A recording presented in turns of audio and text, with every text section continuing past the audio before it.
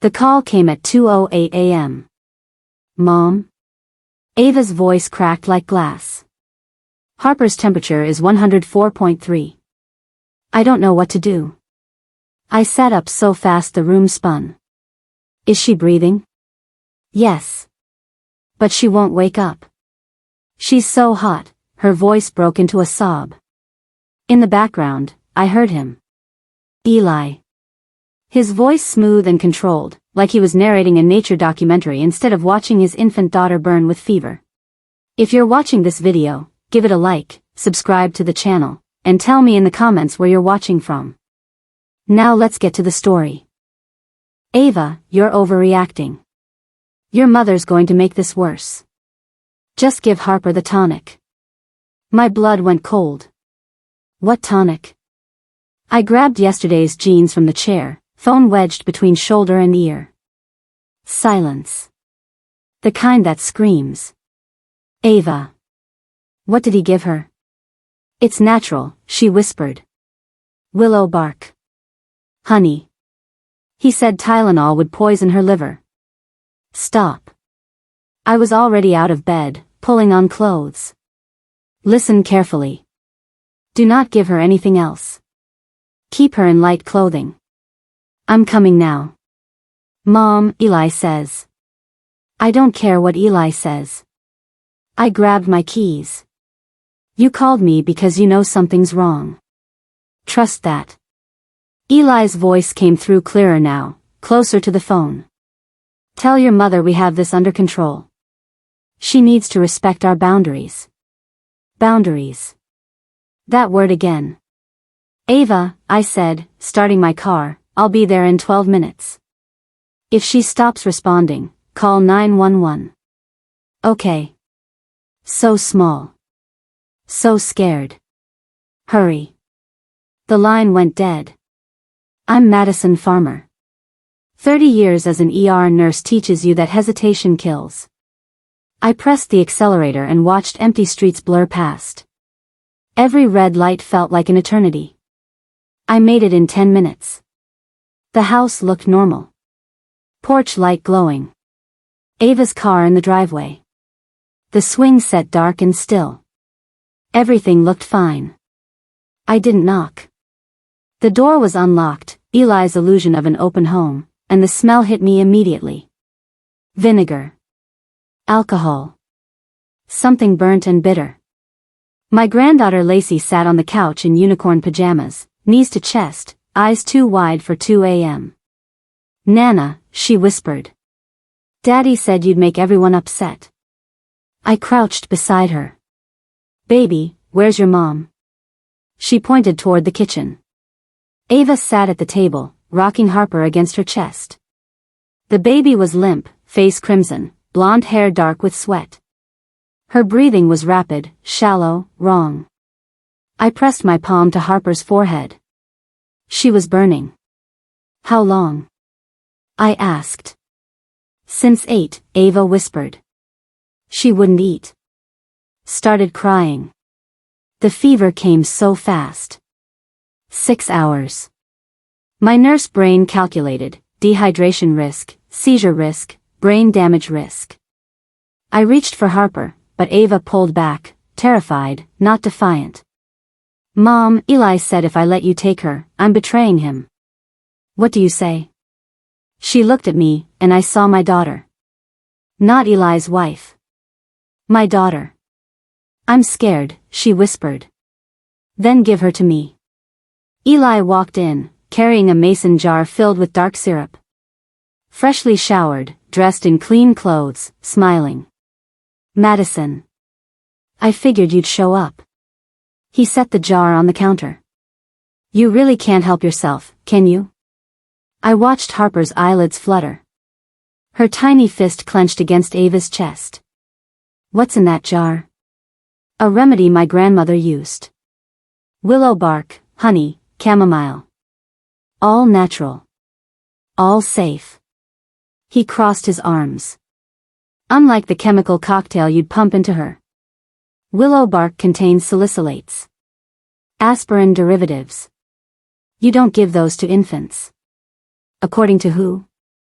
Big Pharma? He laughed softly. 30 years in emergency rooms, and you still can't see past your indoctrination. I looked at Ava. Did you give her that? She nodded, tears streaming. Just a teaspoon. He said it was safe. How much is in that jar? It was full this morning, Eli said. I gave her a dose every 2 hours. Proper dosing. My stomach dropped. 6 doses over 6 hours in an 8-month-old baby. I walked toward Eli, stopping close enough to see surprise flicker in his eyes. Step back. I'm taking Harper to the hospital. No. His voice stayed soft. Control lived in the softness. You're not taking my daughter anywhere. This is my house. And you need to start respecting boundaries. For once. There it was. Boundaries. The word he used every time I noticed a bruise. I thought about the apologies Ava made for things that weren't her fault. The way she'd stopped calling unless Eli approved.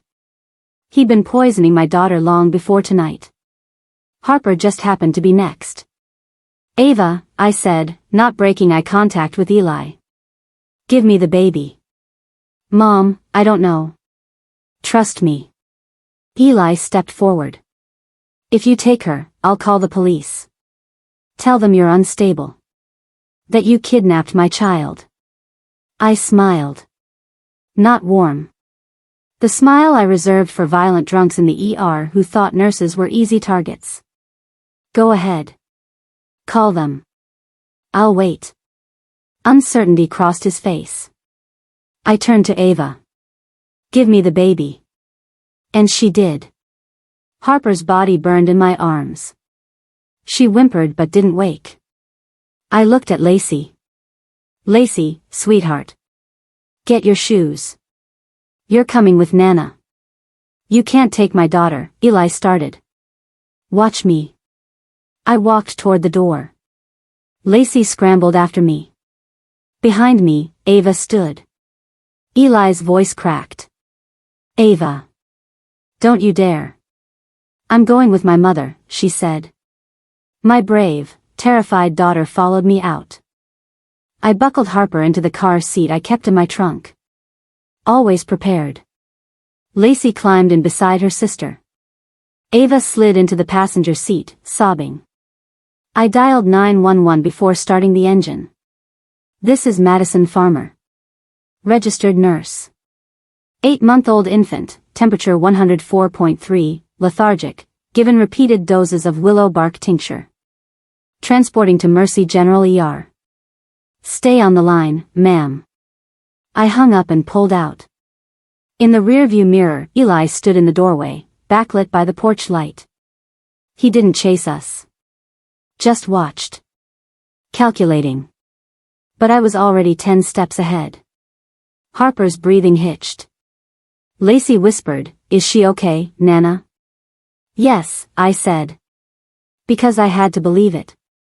Ava stared out the window. He's going to say I abandoned him. Let him try. The hospital was 8 minutes away. 8 minutes to save my granddaughter. 8 minutes before the real fight began. Because Eli made one critical mistake tonight. He hurt my bloodline. And I don't forgive. I plan. The ER at Mercy General was all fluorescent lights and controlled chaos. A nurse, young, efficient, name tag reading Jordan, took Harper from my arms the moment we cleared the automatic doors. 8 months, 104.3, possible salicylate exposure, I said, slipping into clinical mode because it was the only way to function. Given willow bark tincture, multiple doses over 6 hours. Lethargic, tachypneic, diaphoretic. Jordan's eyes widened slightly, but her hand stayed steady as she placed Harper on the gurney. Bay 3. Dr. Patel's on. I followed, Ava and Lacey trailing behind me like ghosts. The pediatric bay smelled like antiseptic and fear. Machines beeped in rhythmic patterns I'd memorized decades ago. A pulse oximeter clipped onto Harper's tiny toe. An 4-cart rolled closer. Dr. Patel appeared, mid-40s, sharp eyes, the kind of physician who'd seen enough to trust her gut. She looked at Harper, then at me. "You're the grandmother?" "And an ER nurse. 30 years at County General." She nodded once. Understanding passed between us. Professional to professional. "Talk to me." I laid out everything. The phone call. The tonic. Eli's dosing schedule. The smell of alcohol in the jar. Dr. Patel's expression didn't change, but her jaw tightened. "We'll run a full tox screen, CBC, metabolic panel. I want salicylate levels, acetaminophen levels, everything." A tech drew blood from Harper's heel. My granddaughter barely whimpered. That scared me more than screaming would have. Ava stood against the wall, arms wrapped around herself, watching. Lacey pressed against her mother's side. "Is Harper going to die?" Lacey asked, voice small. "No, baby," I said, though my nurse brain whispered possibilities I refused to speak aloud. Reye's syndrome. Metabolic acidosis. Cerebral edema. Dr. Patel hung a bag of 4 fluids. "We're going to hydrate her, bring that fever down, and see what these labs tell us." I watched the clear liquid drip into Harper's veins and felt the boundaries blur. Grandmother and nurse, love and training, terror and control. "Mom." Ava's voice cracked. "This is my fault. I should have just given her Tylenol. I should have." "Stop." I crossed to her. "This is not your fault." I listened to him. I trusted him. What kind of mother? The kind who's been systematically broken down for 2 years. I kept my voice low so Lacey wouldn't hear. The kind who's been told she's wrong so many times she stopped trusting herself. Ava's face crumpled. "You don't understand. He loves us. He believes in natural things. He thinks modern medicine is poison." I finished. "Control, Ava. He thinks modern medicine is something he can't control. Just like he can't control me." She looked away. The monitor beeped steadily. Harper's temperature read 103.8. Dropping, but not fast enough. An hour passed. Then 2. Dr. Patel returned with a tablet, her expression carefully neutral. The look doctors wear when the news is bad but manageable. "Salicylate levels are elevated," she said. "Significantly. Consistent with repeated aspirin exposure." Ava's breath caught. "But it was natural." "Willow bark," he said. Willow bark contains salicin, which metabolizes into salicylic acid. It's literally where aspirin comes from. Dr. Patel's voice was gentle but firm. For an adult, properly dosed, it can be therapeutic. For an infant, it's toxic. I felt the world tilt slightly. How toxic? She's not in critical range, but if he'd continued dosing through the night. She didn't finish. She didn't need to. So he poisoned her. I said it flatly. A statement, not a question. Unintentionally, perhaps. But yes. Ava sank into a chair. He didn't know. He wouldn't. He loves Harper. He loves us. I wanted to scream. Instead, I crouched in front of her. "Ava. Look at me." She did, tears streaming. Love doesn't ignore medical advice. Love doesn't dismiss your fears. Love doesn't dose a baby with something that could kill her just to prove a point. "You don't understand him like I do," she whispered. Eli's words in her mouth. "He's trying to protect us from the things that poisoned his family. His sister died from an allergic reaction to antibiotics when he was 12. He's just scared of losing control," I finished. "Not of losing Harper. Of losing control over you." She shook her head, but the denial was weaker now. Dr. Patel cleared her throat. "I'm required to file a report with Child Protective Services."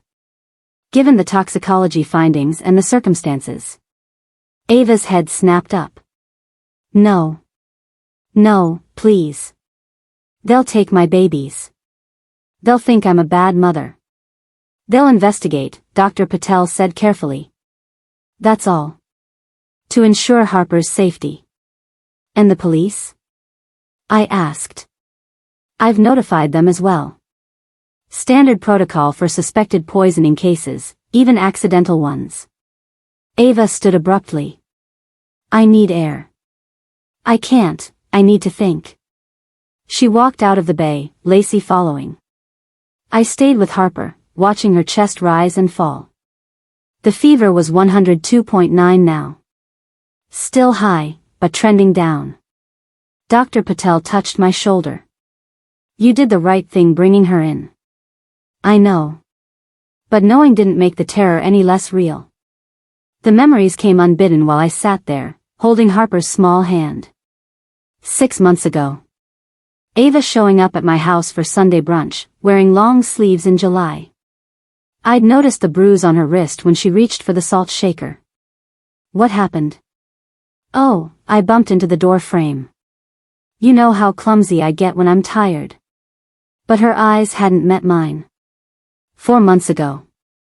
Ava crying on my couch, saying Eli had accidentally transferred all their savings into an account she couldn't access. He says it's for better interest rates. He's just being smart with money. Ava, that's financial abuse. Stop, Mom. You always think the worst of him. He's protecting our future. 3 months ago. Finding the tracking app on Ava's phone when she asked me to help her update it. Does Eli know he's tracking you? Of course. We both have it. It's for safety. What if something happened to one of us?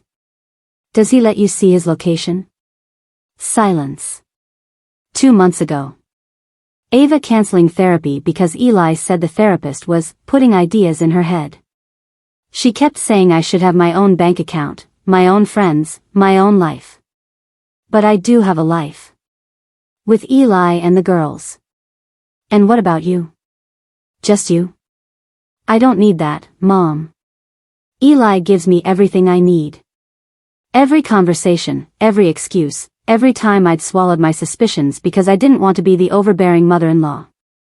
I'd watched him build a cage so carefully, so slowly, that Ava thought the bars were protection. And tonight, he tried to add Harper to it. The automatic doors to the ER hissed open. Eli. He strode through the waiting room like he owned it, jaw set, eyes scanning.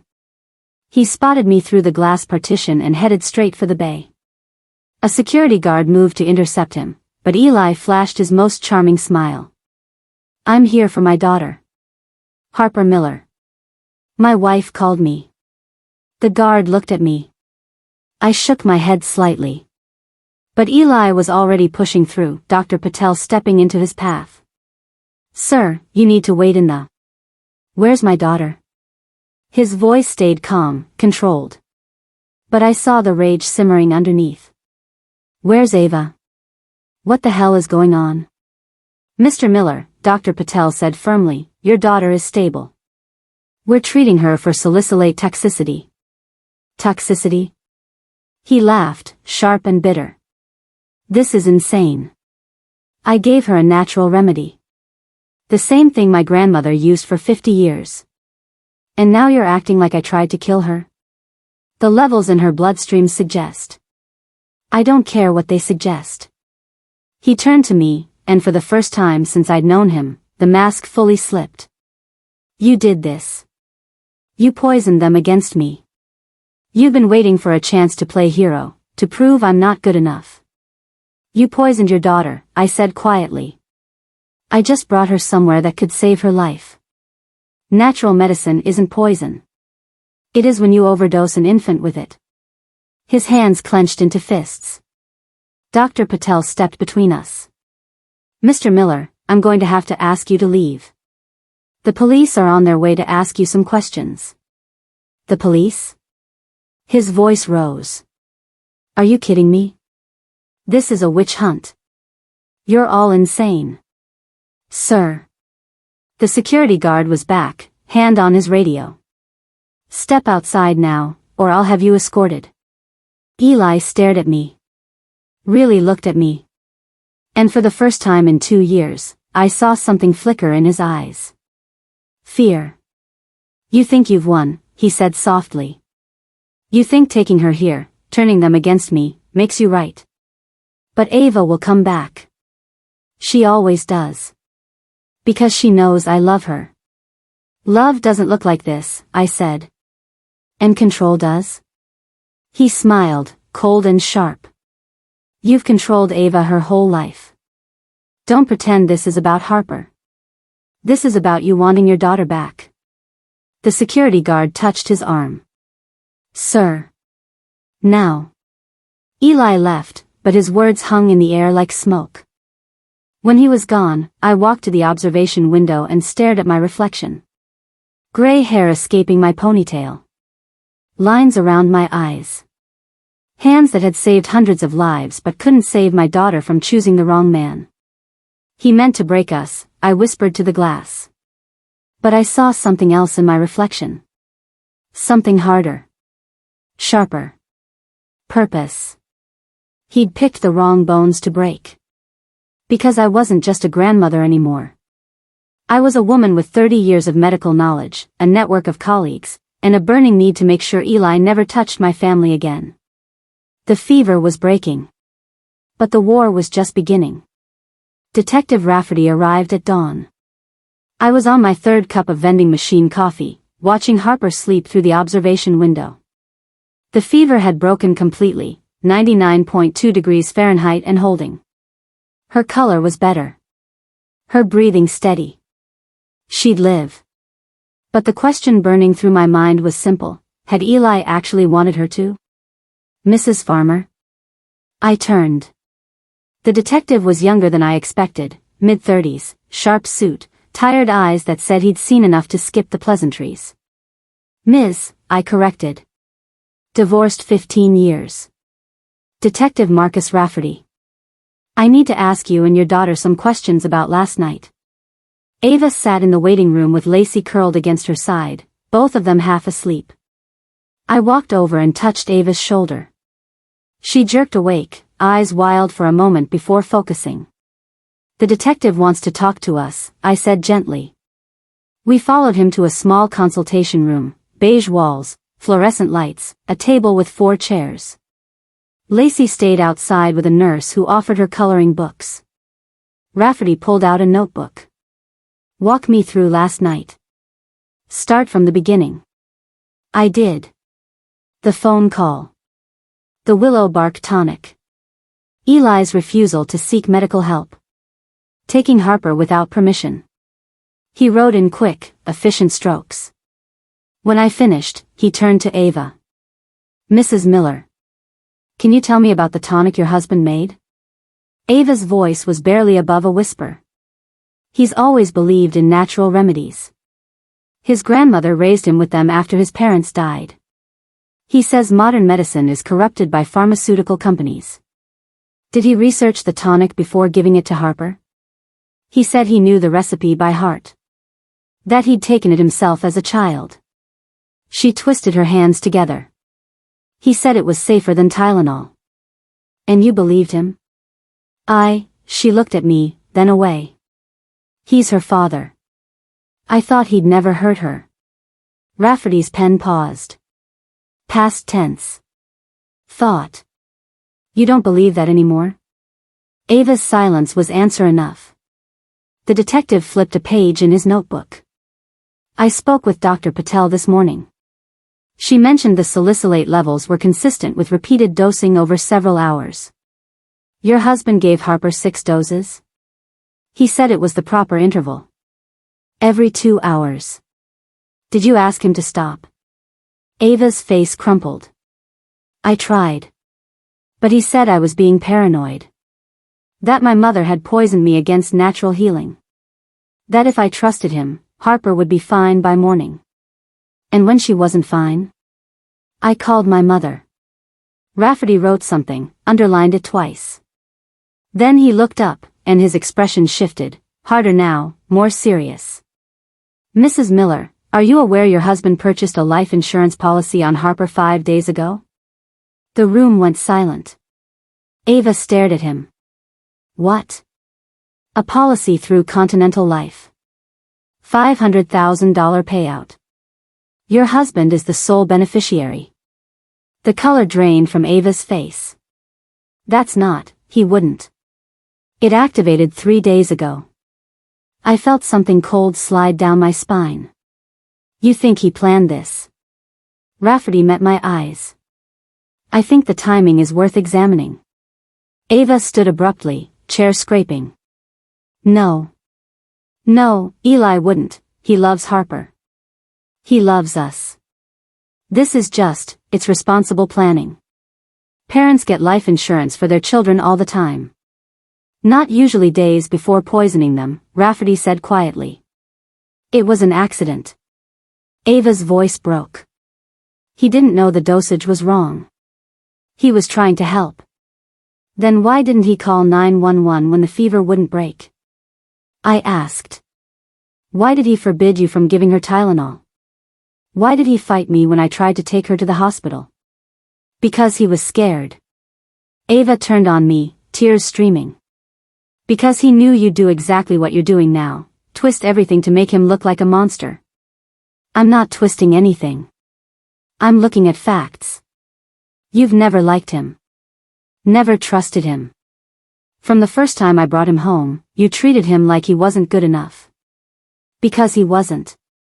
The words exploded out of me before I could stop them. Because I saw what he was doing to you and I did nothing. Silence. Rafferty cleared his throat. Maybe we should take a break.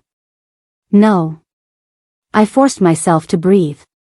To focus. Ava, do you remember when we met Eli? 3 years ago at that gallery opening? She looked away. Of course I remember. Ava had been 26, working as a freelance graphic designer, living in a studio apartment in the city. Independent. Vibrant. Strong. Eli was 34. Charming. Well-dressed. He'd approached her at a wine and cheese event for local artists, complimenting her portfolio, asking intelligent questions about her work. Within 2 weeks, they were inseparable. Within 2 months, he'd moved into her apartment. Within 6 months, she was pregnant with Lacey. I'd liked him at first. He was attentive, thoughtful, successful. He worked in pharmaceutical sales, ironic, given his later hatred of modern medicine. He brought flowers. Remembered birthdays. Treated Ava like she was precious. But then the small things started. Comments about her friends. Do you really need to spend so much time with Rachel? She seems chaotic. Suggestions about her work. Maybe you should focus on clients I can refer to you. Build a more professional network. Concern about her independence. Why don't you let me handle the finances? You're busy enough with the baby. Each request sounded reasonable. Loving, even. But piece by piece, Ava's world got smaller. Her friends drifted away, labeled toxic or jealous. Her clients became only people Eli approved. Her bank account became our account that only he could access. And when I tried to say something, when I asked Ava if she was happy, if she felt supported, if she had what she needed, Eli's resentment toward me crystallized into something sharp. Your mother doesn't trust men, he'd said once, smiling like it was a joke. Divorced, successful, independent. She can't understand what we have. He made my strength sound like bitterness. My concerns sound like jealousy. My love for my daughter sound like control. And slowly, Ava started to believe him. He isolated you, I said now, in the small consultation room. Not all at once. Carefully. Methodically. Until the only person you could trust was him. He protected me, Ava whispered. From what? From people who wanted to use me. She stopped. From me? I finished. He protected you from your mother who loved you? You don't understand what it's like, Ava said. You're so strong, Mom. So sure of everything. You don't know what it's like to need someone. I needed your father once. That's how I know what Eli's doing to you. Ava flinched. Rafferty stood. I'm going to give you two some privacy. Mrs. Miller, I'll need to speak with your husband later today. And Ms. Farmer, he handed me a card. If you remember anything else, call me. When he left, Ava and I sat in silence. Do you really think he tried to kill her? She finally asked. I think he gave her something dangerous and refused to stop when it wasn't working. That's not the same as murder. Isn't it? She covered her face with her hands. I left Ava in the waiting room and drove back to her house alone. The sun was rising, painting the sky pink and gold. The street was quiet. Eli's car was gone, probably at his lawyer's office already, building his defense. I let myself in with the key Ava had given me years ago. The house still smelled like vinegar and burnt herbs. The mason jar sat on the kitchen counter where Eli had left it. Half empty. Dark amber liquid coating the glass. I pulled a Ziploc bag from my purse and carefully transferred the jar inside. Then I searched the cabinets. I found receipts. Ingredient lists in Eli's handwriting. A notebook with dosage calculations that were triple what any medical source would recommend for an infant. He'd known. The evidence was right here. He'd researched, calculated, and deliberately overdosed Harper. I stood in that kitchen, holding proof of attempted murder, and made a choice. I could give this to Detective Rafferty. Let the justice system handle it. Or I could keep it. Build my own case. Make sure Eli didn't just lose in court, make sure he lost everything. I slipped the notebook into my bag. The line between justice and revenge blurred. And I stepped across it without hesitation.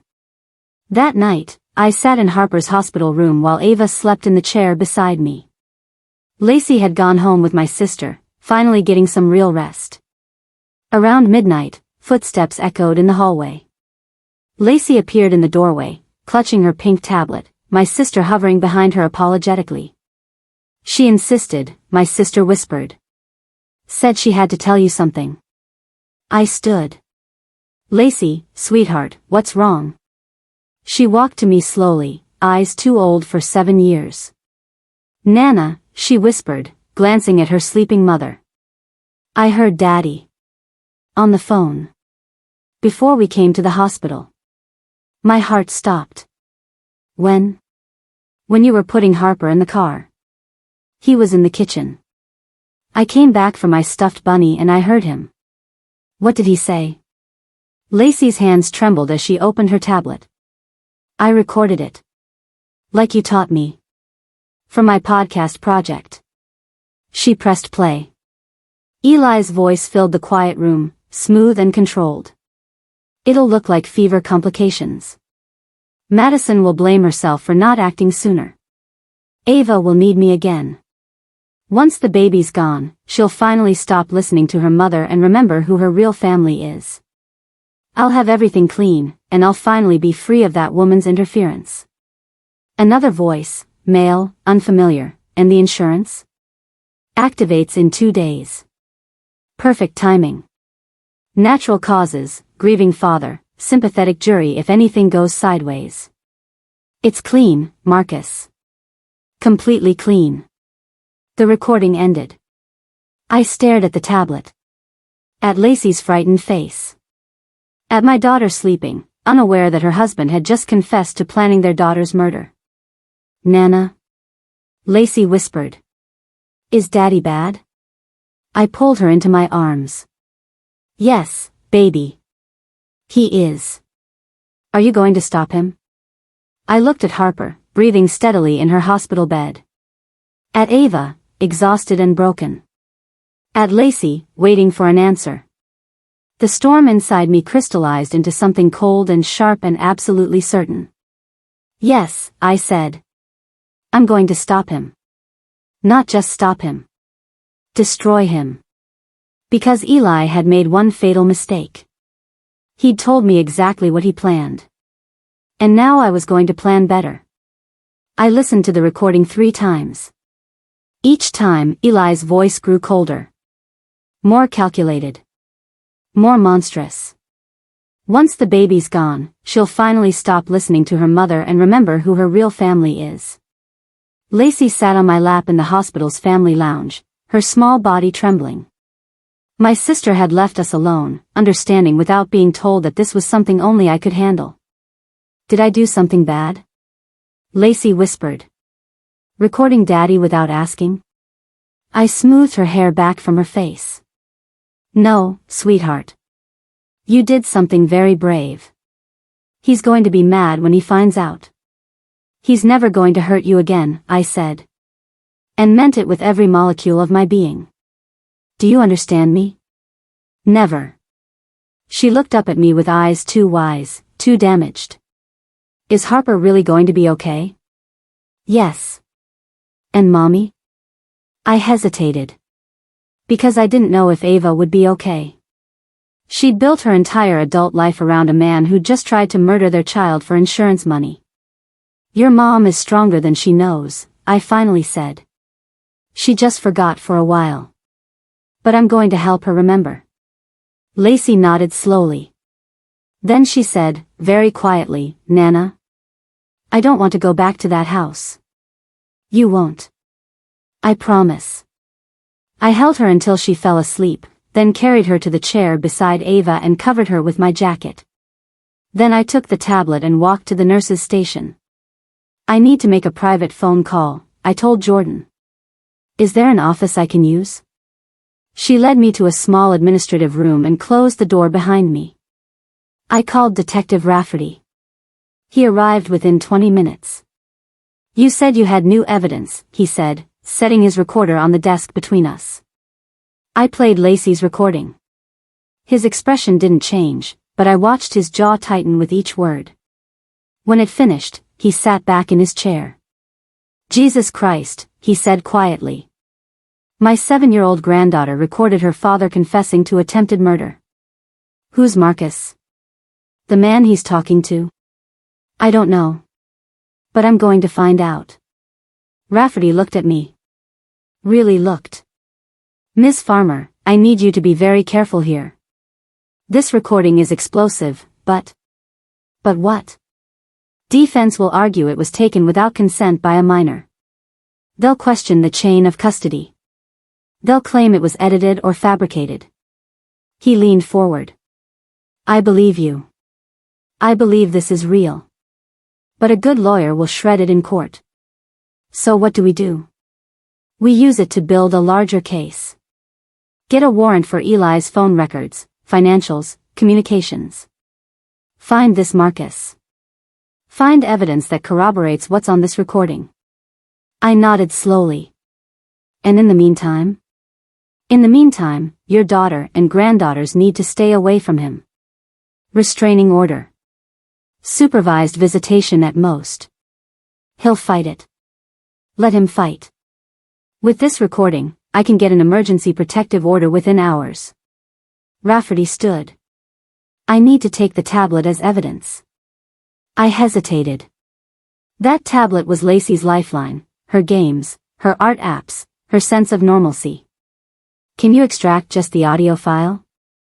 I'll have our tech do it now. She can have it back within the hour. I handed it over. After he left, I sat alone in that small office and felt the shift happen inside me. I wasn't just a grandmother anymore. Wasn't just a nurse trying to save her family. I was a strategist. And Eli had just given me the blueprint to destroy him. The next morning, I went back to Ava's house. This time, I wasn't looking for evidence to give the police. I was looking for ammunition. The nanny cam I'd installed 6 months ago, hidden inside a decorative bookshelf in the living room, had been recording continuously. Eli didn't know about it. I'd put it there after Ava showed up at my house with a black eye she blamed on walking into a cabinet.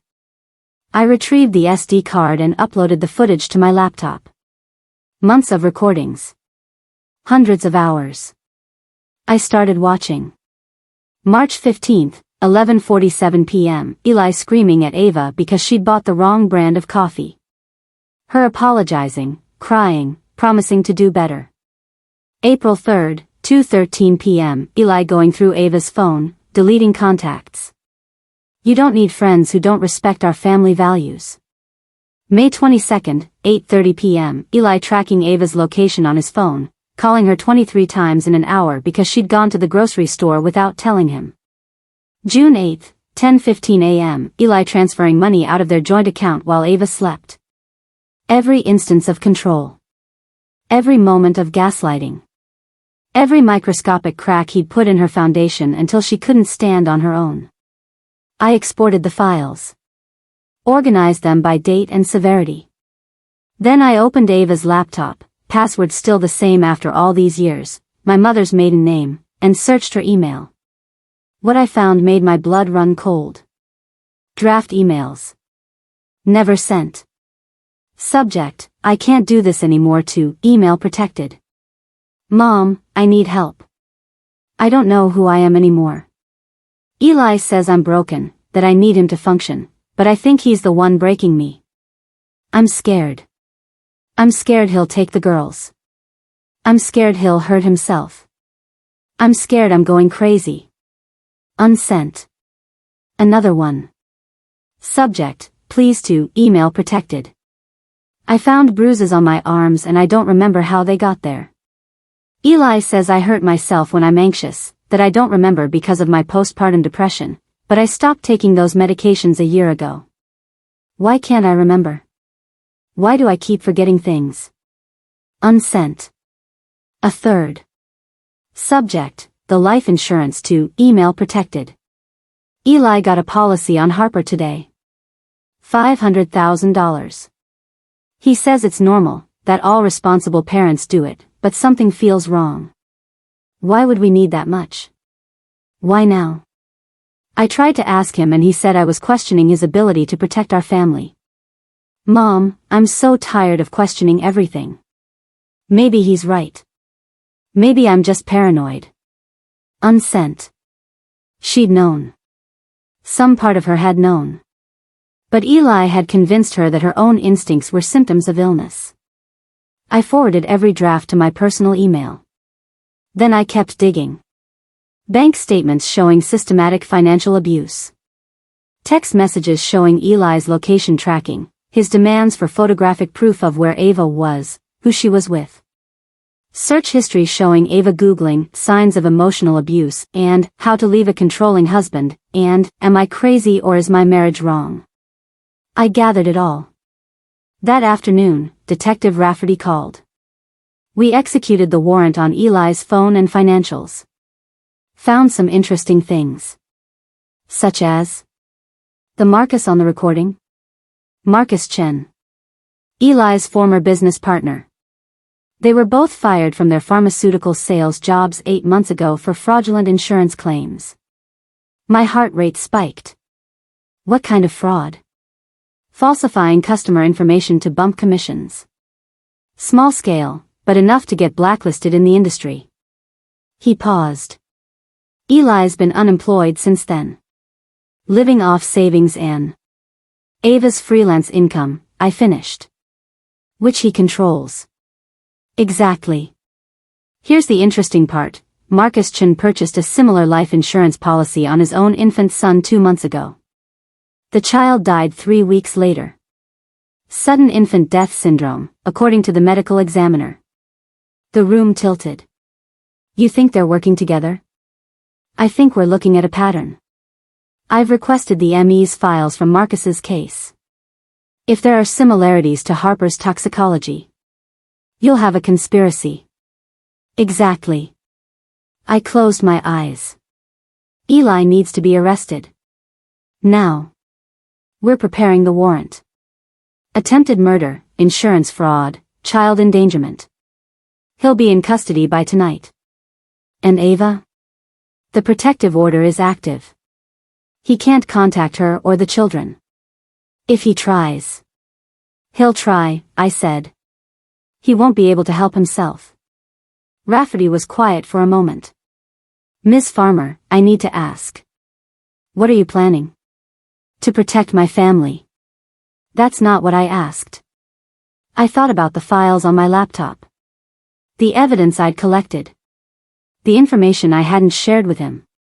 I'm planning to make sure Eli never hurts anyone again, I said carefully. The legal way? Does it matter, as long as justice is served? Yes, he said firmly. It matters. Because if you cross certain lines, you become the criminal. And I can't protect you from that. I don't need protection, detective.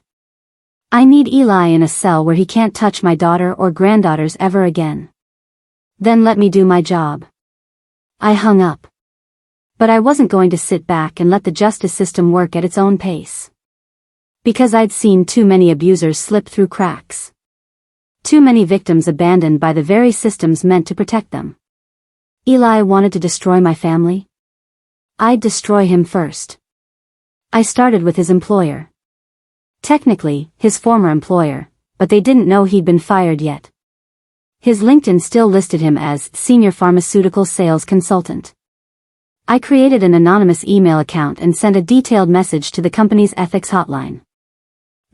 Employee misconduct, Eli Miller.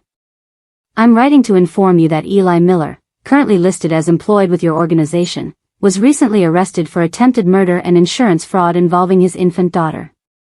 Additionally, he is under investigation for conspiracy related to a similar case involving his former business partner, Marcus Chin. I believe your organization should be aware of these serious allegations, as they may impact your company's reputation and legal standing. Attached are public court documents and news articles for your review.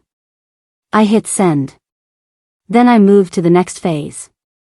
Eli had been careful about his affair, a woman named Jennifer from his gym. I'd found the text messages on the nanny cam footage, watched him delete them from his phone while Ava slept. But digital footprints never truly disappear. I sent screenshots to the prosecutor's office with a note. Evidence of Eli Miller's character and pattern of deception. May be relevant to assessing credibility and motive in current criminal case. Was it ethical? Probably not. Did I care? Not even a little. That evening, I sat in Harper's hospital room, she was being discharged tomorrow, and watched Ava sleep in the chair beside her daughter's bed. My phone buzzed. A text from an unknown number. Stop interfering, Madison. You're ruining lives. This is between me and my wife. Back off or you'll regret it. I stared at the message. Then I screenshotted it and forwarded it to Detective Rafferty with a note, protective order violation. 20 minutes later, Rafferty called. We're picking him up now. That threat just moved up his arrest timeline. Through the phone, I heard shouting. Eli's voice, loud and indignant, this is insane. You can't do this. I have rights. I'm the victim here. Then silence. Rafferty came back on the line. He's in custody. Arraignment tomorrow morning. Good. Miss Farmer. I know what you're doing. I don't know what you mean. The employer tip-off. The affair evidence. You're building a public execution alongside the legal one. I didn't respond. Be careful, he said quietly. Revenge has a way of consuming the people who pursue it. I'm not pursuing revenge, detective. I'm pursuing safety. There's a difference. I hung up and looked at my reflection in the darkened window. Somewhere across the city, Eli sat in a holding cell, probably still convinced he'd talk his way out of this. He had no idea what was coming. Because I wasn't just taking away his freedom. I was taking away everything, his reputation, his livelihood, his identity, every shred of power he'd wielded over my daughter. I whispered to my reflection, you wanted freedom, Eli? Freedom from my interference? I smiled. I'll show you what it costs. The arraignment happened at 9 a.m. in a courthouse that smelled like floor polish and stale coffee. I sat in the gallery with Ava beside me, both of us silent. Lacey was with my sister, safe and far from this. Harper had been discharged that morning, healthy and oblivious to the war being waged over her existence.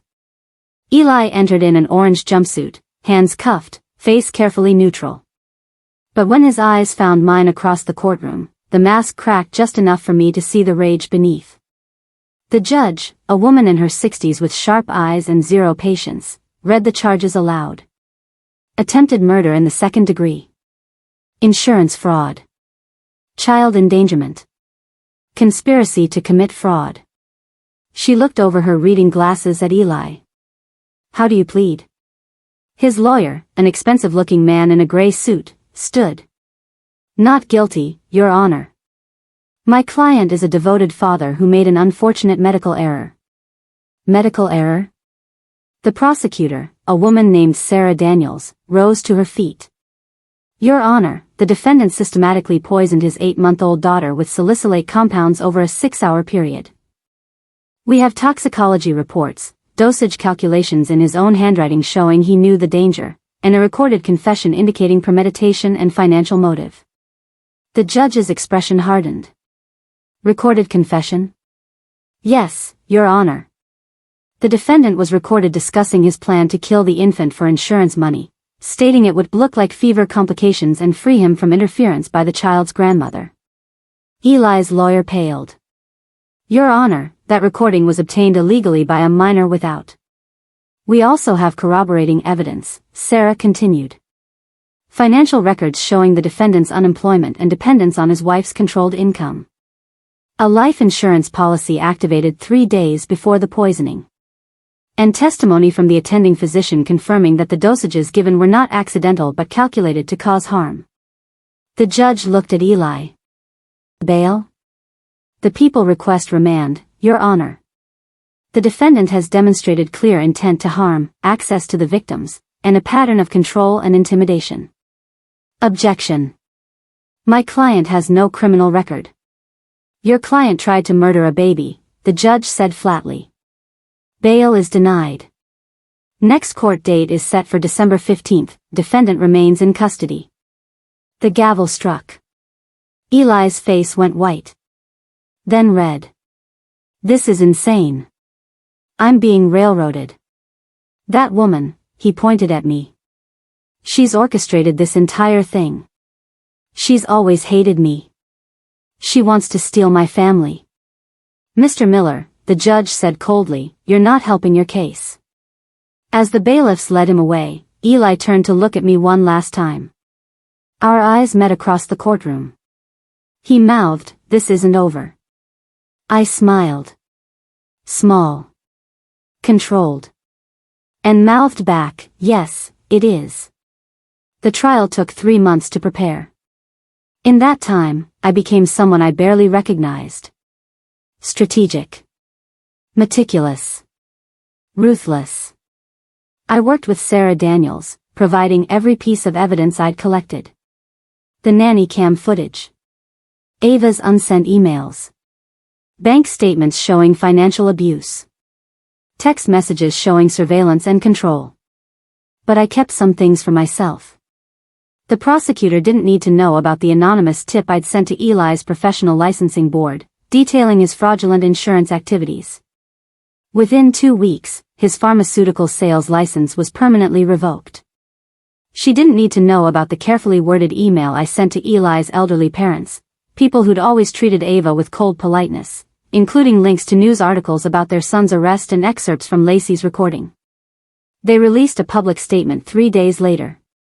We are horrified and heartbroken by the allegations against our son. We support the legal process and pray for the recovery of our granddaughter. We will not be providing financial or emotional support to Eli during this time. Translation, we disown him. And she definitely didn't need to know about the social media campaign I orchestrated, nothing traceable to me, of course. Just well-placed comments on news articles. Shares of the court documents. A carefully managed narrative that ensured anyone who Googled Eli Miller found exactly what I wanted them to find. Attempted child murderer. Fraud. Abuser. His name became digital poison. The trial itself was swift. Sarah Daniels was brilliant, methodical, passionate, unshakable. She presented the evidence like building blocks, each piece supporting the next until the structure was undeniable. Dr. Patel testified about the salicylate levels, the deliberate nature of the dosing. Detective Rafferty testified about the life insurance policy, the timing, the recorded confession. I testified about the phone call, the rescue, what I'd witnessed in that house. And then Ava took the stand. She looked fragile in her navy dress, hands trembling as she swore to tell the truth. But when Sarah asked her to describe her marriage, something shifted in her voice. Strength. Hard-earned and painful, but real. He made me believe I was broken, Ava said quietly. That without him, I'd fall apart. He controlled the money, my phone, where I went, who I saw. He said it was protection. Love.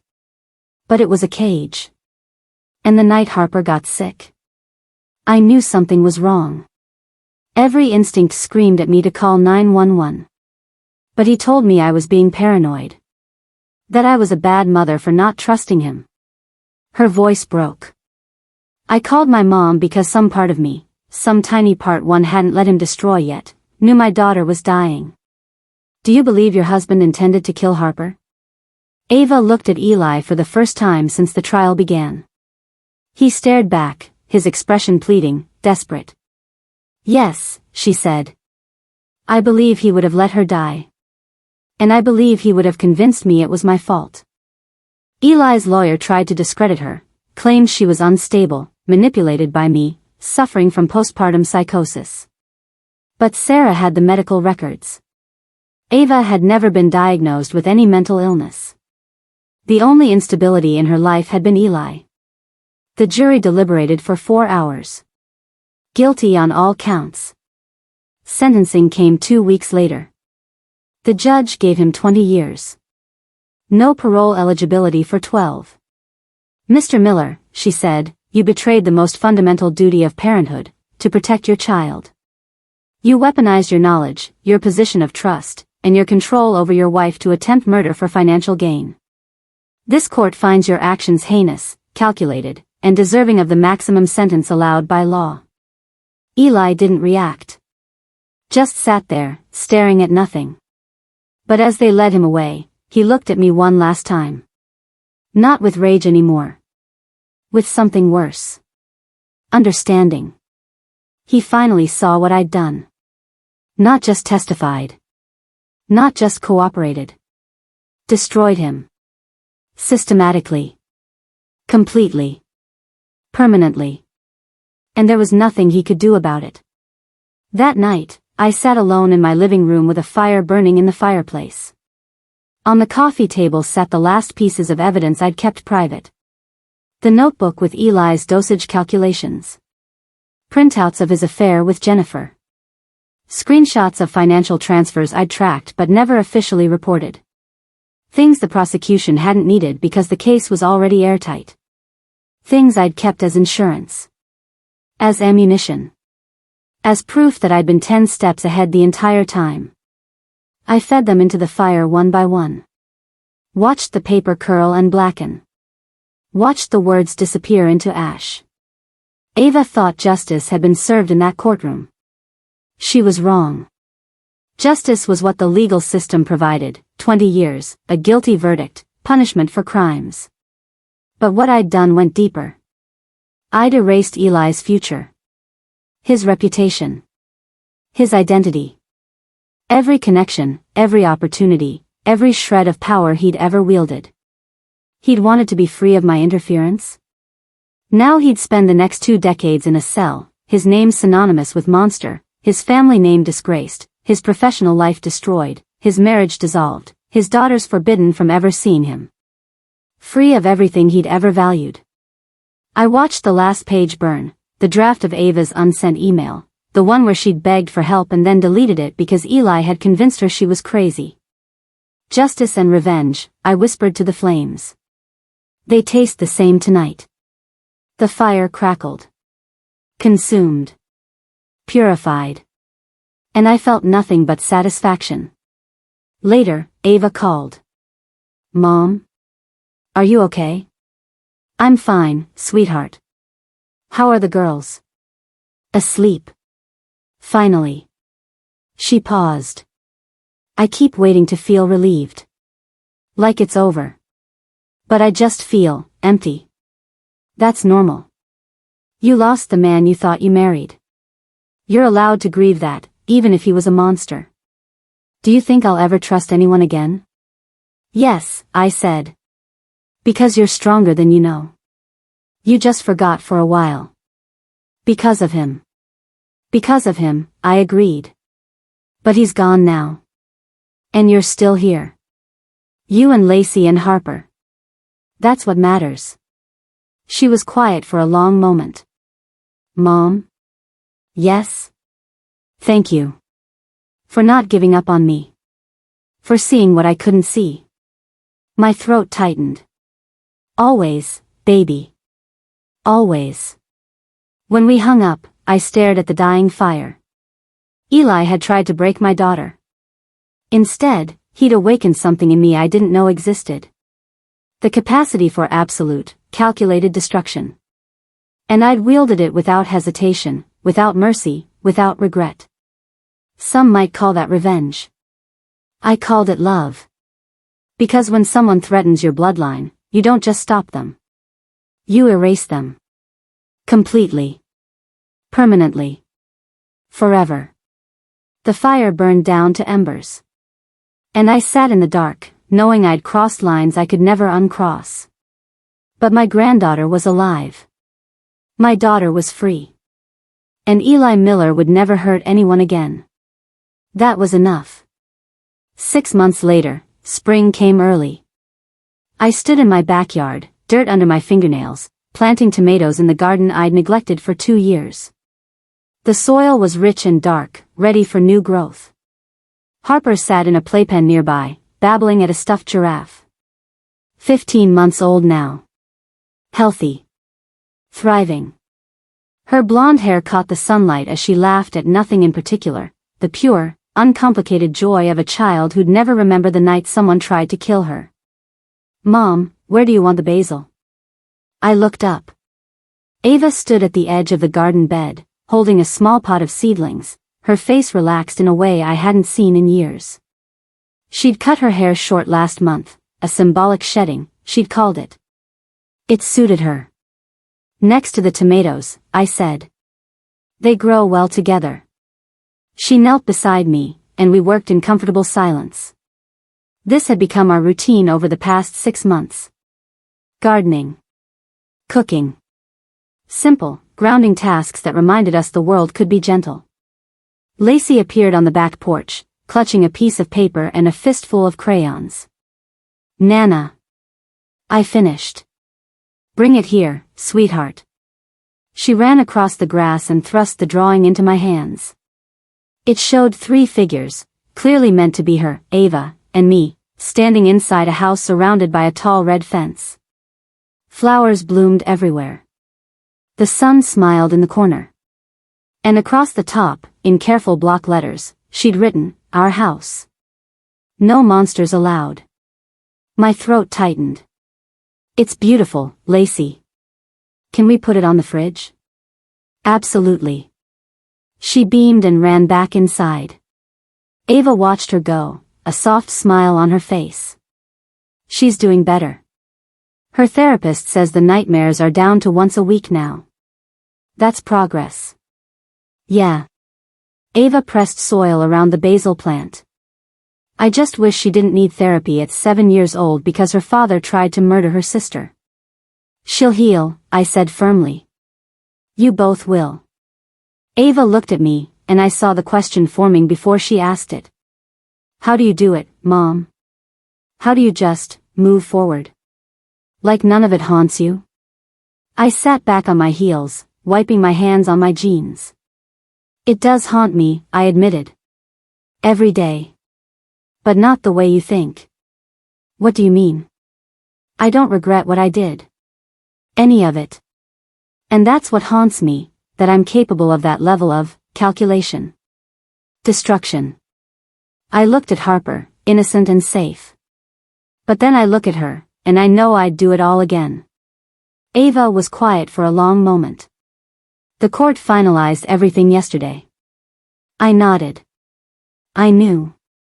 The final custody hearing had been a formality, Eli's parental rights permanently terminated. He'd tried to fight it from prison, filing motion after motion, but the evidence was insurmountable. He had no rights. No claim. No power. Just 20 years in a cell and a name that would follow him like a shadow for the rest of his life. How do you feel? I asked. Free, Ava whispered.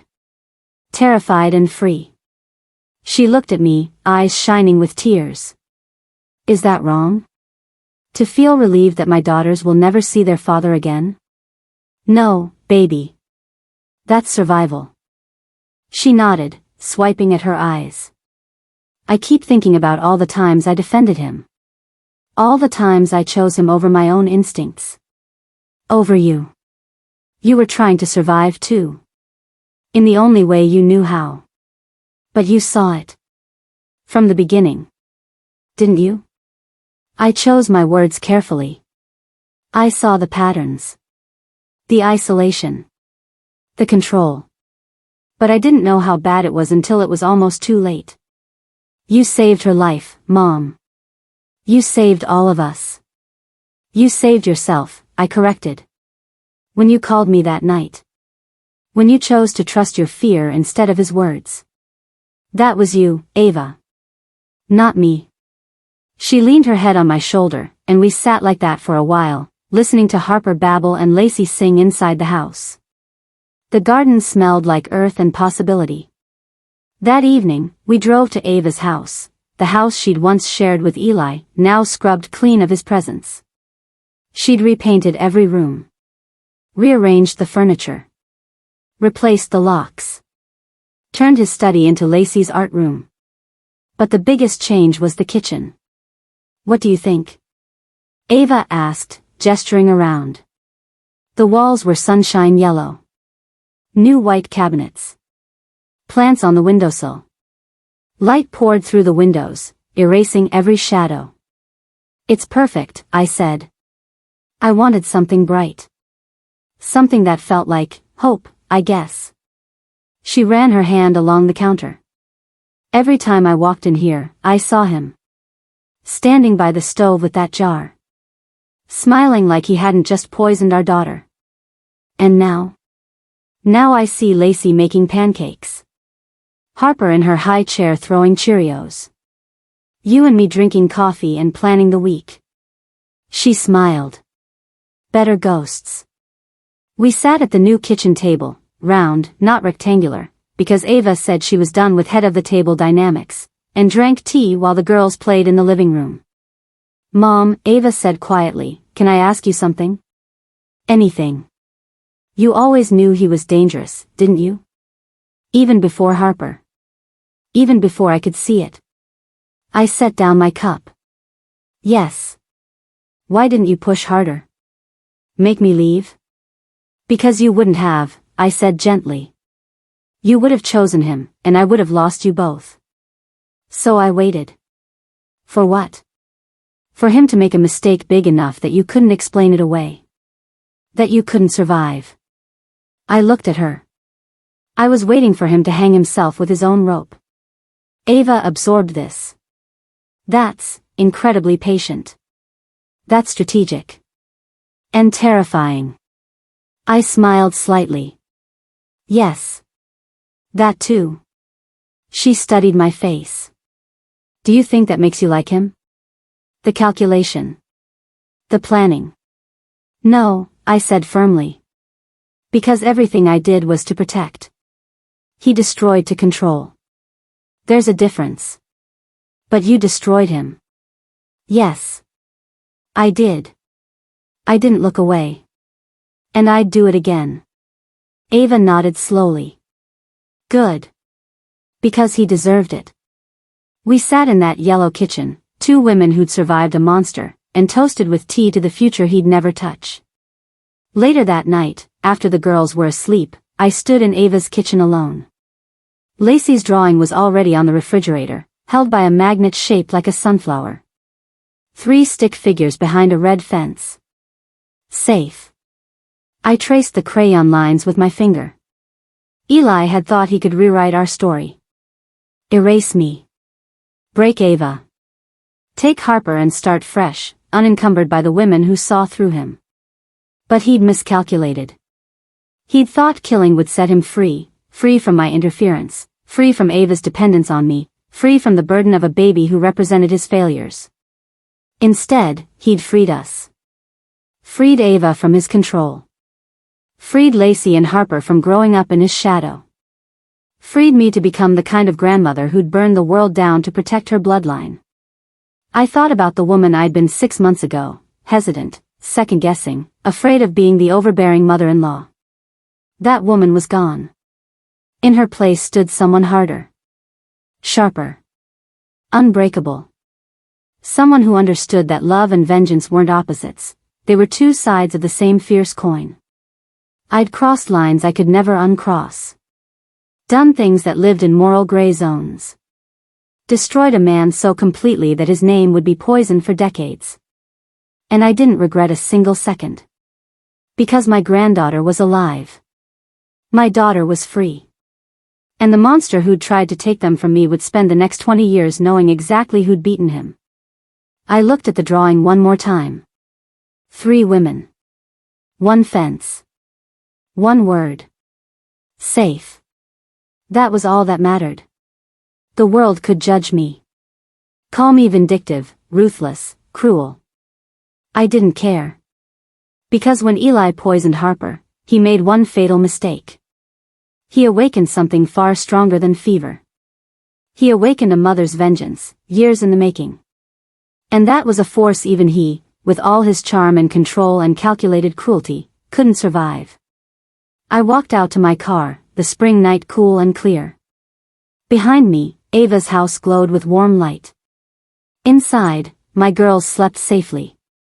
Tomorrow, we'd wake up and continue building our new lives. Slowly. Carefully.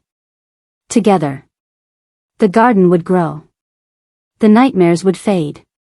The scars would remain, but they'd become part of our story, not the end, but the beginning of something stronger. I drove home through empty streets, windows down, letting the night air wash over me. And for the first time in years, I felt something close to peace. Not because the fight was over. But because I'd won. Completely. Permanently. Forever. The dawn after fire is always the brightest. And we were finally standing in the light.